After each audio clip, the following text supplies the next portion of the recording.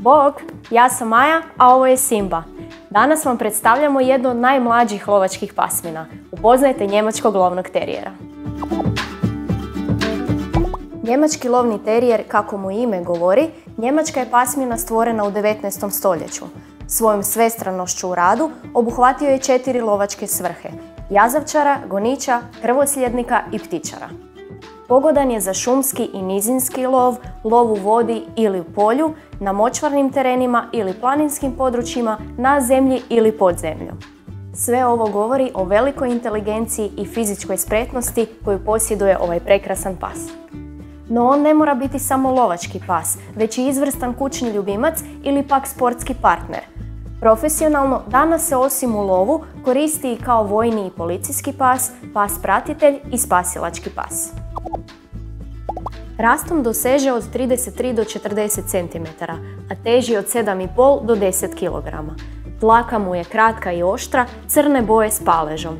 Nije teška za održavanje, redovito četkanje dovoljna je njega. Živi do 15 godina, iako se mogu pronaći i stariji primjerci. Zbog svojih lovnih karakteristika, njemački lovni terijer treba dosljedan čvrst odgoj i pravilnu socijalizaciju od malih nogu.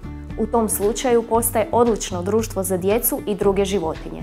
Tvrdoglav je i oštar, pa se oboružajte strpljenjem. Ima visoku razinu energije te traži puno šetnji i trčanja. Lov za lopticom ili frizbijem sigurno će mu biti među dražim aktivnostima.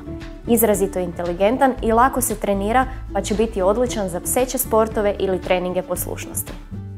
Privržen je i odan svojoj obitelji, ali pripazite, njegovi lovački instinkti mogli bi ga odvesti u neplaniranu šetnju. Može živjeti u stanu ili u kući s dvorištem. U potonjem slučaju dobro osigurajte ogradu jer je sklon kopanju rupa koje će ga odvesti na drugu stranu. Ovaj aktivan, temperamentan i izuzetno inteligentan pas idealan je odabir kućnog ljubimca za aktivne i strpljive vlasnike kojima dugačke šetnje i tjelesna aktivnost nisu strani. Privrženost, odanost i bezuvjetna poslušnost biti će nagrada za sav vaš trud. Do idućeg puta pazite na sebe i svoje ljubimce. Pozdrav!